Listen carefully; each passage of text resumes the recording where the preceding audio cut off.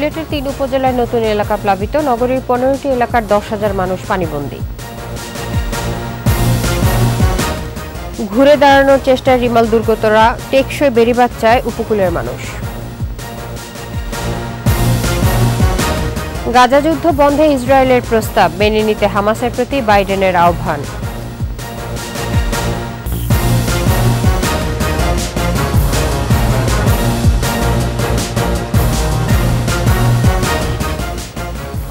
শুনছিলেন first security ইসলামী bank PLC সংবাদ শিরোনাম। আমন্ত্রণ সকাল ৯টার ২১ সংবাদে, আপনাদের সঙ্গে থাকছে ইসরাত জাহান। দর্শক, ২১ টেলিভিশনের সংবাদ একই সাথে সরাসরি দেখতে পাবেন আমাদের ফেসবুক পেজ www.facebook.com/2124 অনলাইনে।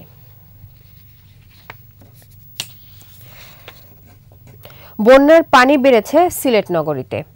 নগরের ১৫টি এলাকার বাসা বাড়িতে পানি ঢুকেছে, পানিবন্দী হয়ে পড়েছে কমপক্ষে ১০,০০০ মানুষ। নগরের ১৩ রতন, সাদারপাড়, সোভানীঘাট, কুশিঘাট উপশহর, তালতলা ও জামতলা এলাকায় বন্যার পানি বেড়েছে। ১৩ রতন উপশহর ও সোভানীঘাট এলাকার সব সড়ক তলিয়ে গেছে। তালতলা এলাকার ফায়ার সার্ভিস ও সিভিল ডিফেন্স স্টেশনেও পানি ঢুকেছে। বাসাবাড়িতে পানি ঢুকে পড়ায় দুর্ভোগে পড়েছেন বাসিন্দারা। ক্রমাগত পানি বাড়ায় অনেকে নিরাপদ স্থানে চলে গেছেন। জকিগঞ্জ, বিয়ানীবাজার ও গোলাপগঞ্জের নতুন নতুন এলাকা প্লাবিত হয়েছে। কুশিয়ারা নদীর পানি বেড়েছে। এদিকে সুরমা নদীর পানি উজানে কমলেও নিম্নাঞ্চলে বেড়েছে। বানের জলে ভেসেছে ফসলের ক্ষেত, পুকুরের মাছ। তবে কিছু এলাকায় বন্যা পরিস্থিতির উন্নতি হলেও কয়েকটি এলাকায় অবনতি হয়েছে।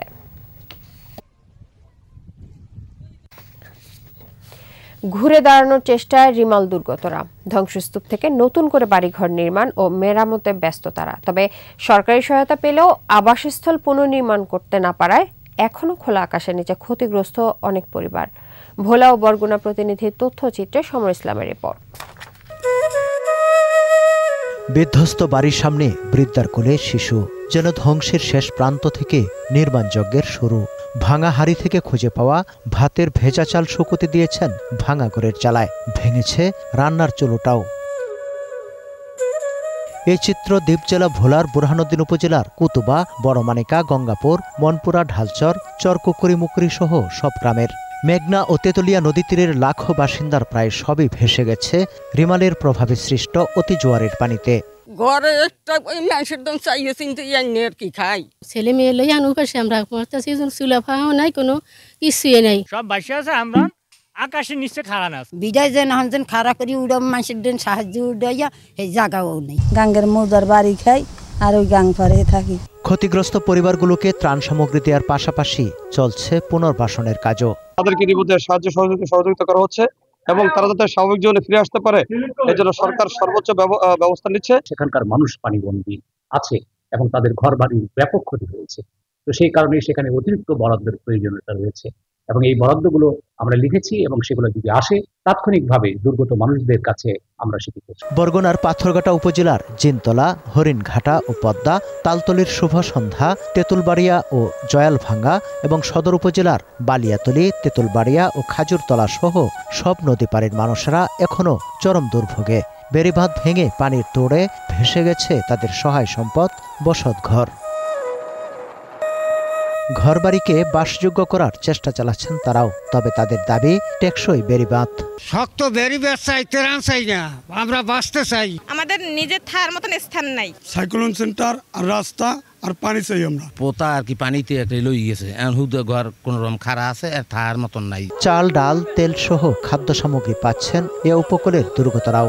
জিআর চাল আমরা বরাদ্দ দিয়েছি উপজেলাগুলোতে, 25 লক্ষ টাকা জিআর ক্যাশ দিয়েছি এবং 10 লক্ষ টাকা আমরা শিশু খাদ্য এবং 8 লক্ষ টাকা গোখাদ্য, এবং আমরা এ পর্যন্ত আরও কিছু বরাদ্দ পেয়েছি যেটা আমরা উপজেলাওয়ারি বিভাজন করে দিব। আরও সহায়তা দিতে জনপ্রতিনিধিদের মাধ্যমে ক্ষয়ক্ষতি নিরূপণ করে পাঠানো হচ্ছে মন্ত্রণালয়েও। সমর ইসলাম, 21 টেলিভিশন। আইনি বিধিবিধান না মেনেই ফুটপাতে চলছে অস্বাস্থ্যকর খাবার বেচাকেনা। প্রাথমিক মাধ্যমিক পাঠ্যসূচিতে খাদ্য নিরাপত্তা যুক্ত হলে সচেতনতা বাড়বে বলে মনে করছে নিরাপদ খাদ্য কর্তৃপক্ষ। শিক্ষক, শ্রমিক, ক্ষুদ্র ব্যবসায়ী সহ সর্বস্তরের মানুষকে সচেতন করার আশ্বাসও তাদের। ইয়াকুব হোসেন লিটনের ক্যামেরায় 21 স্পেশালে স্ট্রিট ফুড নিয়ে সবিতা চিরানের 2 পর্বের প্রতিবেদনের আজ দেখুন শেষ পর্ব। সারা বিশ্বে প্রতি বছর প্রায় 7 কোটি মানুষ ভেজাল খাদ্য গ্রহণের ফলে বহুমুখী রোগে আক্রান্ত হয়, আর এরই ভয়াবহতায় মৃত্যুবরণ করে প্রায় 4 লাখ মানুষ। রাজধানী ঘুরে নানা বয়সী মানুষের সঙ্গে আলাপেই অসচেতনতাই এর জন্য মূলত দায়ী বলে মনে হয়েছে।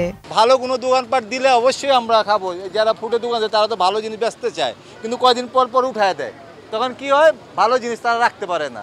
রেগুলার খাওয়া উচিত না এগুলি, মাঝে মধ্যে এখন আমরা জি এখন আমাদের অ্যাকচুয়ালি খিদা লেগেছে, সেজন্য আর কি কেনাটা। চিকিৎসকদের মতে ফুটপাতের অস্বাস্থ্যকর খাবারই অনেকাংশে দায়ী নানা রোগের জন্য। বিভিন্ন ধরনের যে মুড়ি তৈরি করা, তারপরে বিভিন্ন রকম চপ যেগুলো বলি আমরা দেখি তৈরি হচ্ছে, অনেক জায়গায় আপনার মাংস যেটাকে বলে বিভিন্ন রকম ভেজে দিচ্ছে, এই সমস্ত যে খাবারগুলো দেখি আমরা রাস্তাঘাটে খাচ্ছে, এগুলোর আপনার সবগুলোই কোনো না কোনোভাবে আপনার বিভিন্ন ধরনের যে সমস্ত ধুলাবালির সঙ্গে যে সমস্ত জীবাণুগুলো বয়ে বেড়ায়, সেগুলো এর কন্ট্যাক্টে এসে আমরা সেখান থেকে সংক্রমিত হতে পারি। নিরাপদ খাদ্য কর্তৃপক্ষের দায় অনেকটা অভিযানে জরিমানায় সীমাবদ্ধ, তবুও ভোক্তা সচেতনতায় নজরদারি বাড়ানোর আশ্বাস। নিরাপদ খাদ্য কর্তৃপক্ষে আমাদের 4 জন নিয়মিত ম্যাজিস্ট্রেট এবং একই সাথে ক্ষমতাপ্রাপ্ত আরও 4 জন, মোট 8 জন ম্যাজিস্ট্রেট কিন্তু তারা কাজ করে যাচ্ছে। তারা মোবাইল কোর্ট করছে এবং অসাধু এবং যারা ভেজাল দিচ্ছে খাদ্যে তাদেরকে কিন্তু জরিমানাও করছে। অস্বাস্থ্যকর খাবার গ্রহণ করা থেকে বিরত থাকতে সামাজিক প্রতিরোধ গড়ে তোলা এখন সময়ের দাবি। সবিতা চিনান, 21 টেলিভিশন, ঢাকা। গাজা যুদ্ধ বন্ধে 3 ধাপের প্রস্তাব দিয়েছে ইসরায়েল। মার্কিন প্রেসিডেন্ট জো বাইডেন প্রস্তাবটি মেনে নিতে হামাসের প্রতি আহ্বান জানিয়েছেন। হোয়াইট হাউসে নতুন প্রস্তাব নিয়ে সংবাদ সম্মেলনে বাইডেন বলেন, যুদ্ধ বন্ধের এখনই উপযুক্ত সময়। নতুন এই চুক্তি হলে বৈরিতার স্থায়ী অবসান হবে বলে মনে করেন যুক্তরাষ্ট্র। আরও জানাচ্ছেন আজহারুল ইসলাম।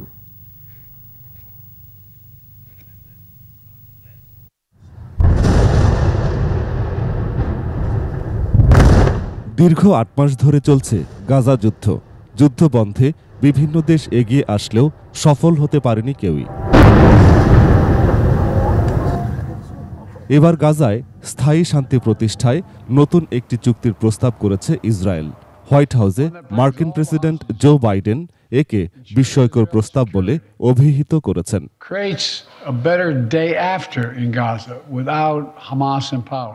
প্রেসিডেন্ট বাইডেন প্রস্তাবটি গ্রহণ করতে হামাসের প্রতি আহ্বান জানিয়েছেন। বলেছেন, এখনই যুদ্ধ বন্ধ করার সময়। তিনি বলেন, ইসরায়েলের নতুন এই প্রস্তাব টেকসই যুদ্ধবিরতি এবং সকল পণবন্দির মুক্তির এক রোডম্যাপ।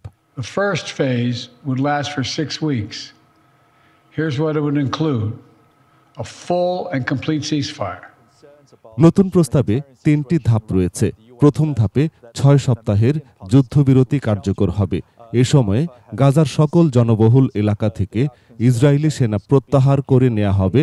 বিনিময়ে নারী, বয়স্ক এবং আহত জিম্মিদের মুক্তি এবং ইসরায়েলি কারাগার থেকে কয়েকশো ফিলিস্তিনি বন্দী মুক্তি পাবে। দ্বিতীয় ধাপে সকল জীবিত জিম্মিকে মুক্তি দেয়া হবে। ইসরায়েলি বাহিনী সম্পূর্ণভাবে গাজা থেকে প্রত্যাহার করে নেওয়া হবে। তৃতীয় পর্যায়ে গাজায় বড় ধরনের পুনর্গঠন হবে। এর আওতায় যুক্তরাষ্ট্র এবং আন্তর্জাতিক সংস্থা গাজায় ঘরবাড়ি, স্কুল, হাসপাতাল সহ অবকাঠামো নির্মাণ করবে। এ পর্যায়ে জিম্মিদের মধ্যে যারা মারা গেছেন তাদের কারো মৃতদেহ গাজায় থেকে থাকলে তা ফেরত দিতে হবে। এদিকে সংবাদ মাধ্যমগুলো বলছে, হামাস ইসরায়েলের প্রস্তাবটি ইতিবাচকভাবে বিবেচনা করবে বলে ধারণা করা হচ্ছে। আজহারুল ইসলাম, 21 টেলিভিশন। আজ শুরু হচ্ছে বেনাপোল মোংলা ট্রেন চলাচল। বেনাপোল থেকে ছেড়ে যাওয়া বেতনা এক্সপ্রেস খুলনা হয়ে মোংলায় যাবে। গেল 1 নভেম্বর খুলনা থেকে মোংলা পর্যন্ত নতুন রেল লাইনের উদ্বোধন করা হয়েছিল। উদ্বোধনের প্রায় 7 মাস পর এই রুটে ট্রেন চলাচল শুরু হচ্ছে।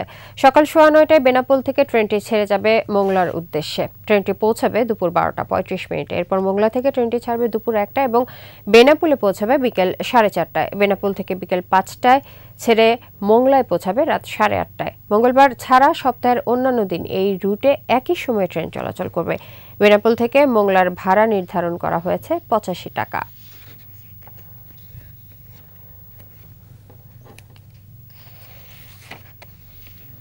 পঞ্চগড়ের গ্রামাঞ্চলে জ্বালানি ও ঘরের বেড়া হিসেবে ব্যবহৃত সুপারি গাছের শুকনা খোল থেকে শিশুদের খেলনা, হাত পাখার পাশাপাশি এবার তৈরি হচ্ছে নান্দনিক তৈজসপত্র। আধুনিক ও স্বাস্থ্যসম্মত হয় এগুলোর চাহিদা বাড়ার পাশাপাশি আশা জাগাচ্ছে বিদেশে রপ্তানি করে বিপুল বৈদেশিক মুদ্রায়ের। খোলের উচ্ছিষ্ট ও ব্যবহারের পর ফেলে দেওয়া তৈজসপত্র থেকে তৈরি হচ্ছে জৈব সারও। পঞ্চগড় প্রতিনিধির তথ্য ও ছবিতে মাসুমুল ইসলামের প্রতিবেদন।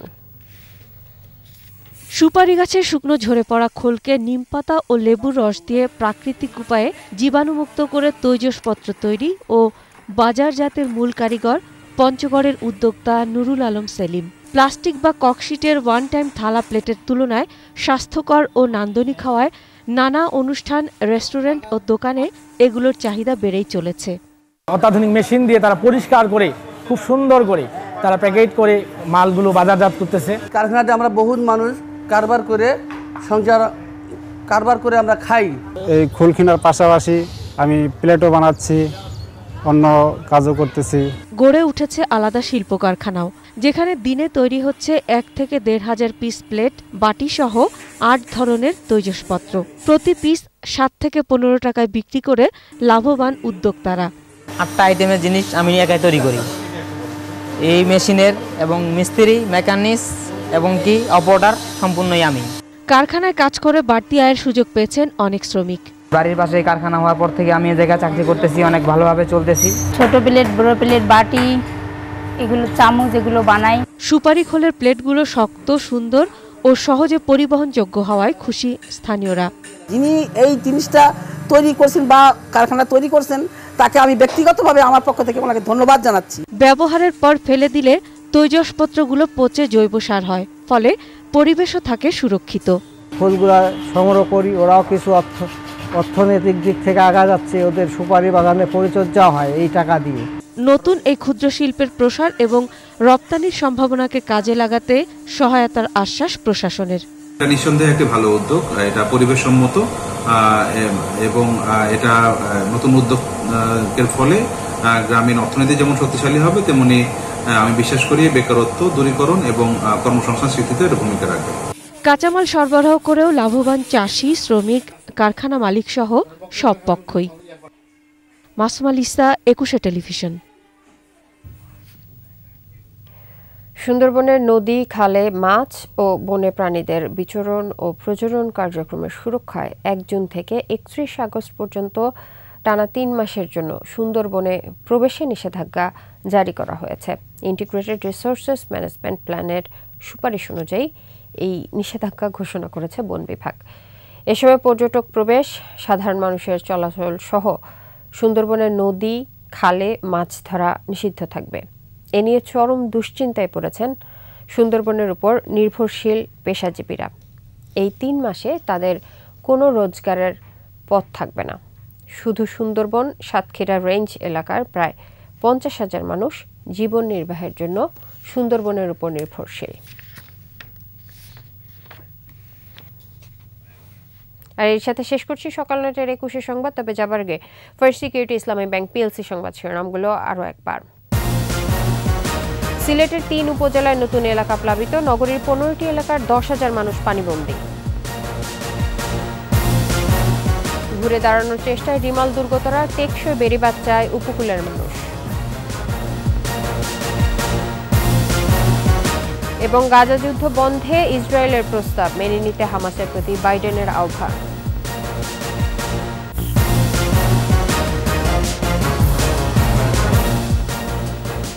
সর্বশেষ খবর জানতে ডায়াল করুন 202 নম্বরে, আর ভিজিট করুন 21-tv.com এই ওয়েবসাইটে। এছাড়াও ফেসবুকে ভিজিট করতে পারেন facebook.com/2124 অনলাইনে। এতক্ষণ সাথে থাকার জন্য ধন্যবাদ। পরের সংবাদ দুপুর 12টায় দেখার আমন্ত্রণ রইল। 21-এর সাথে।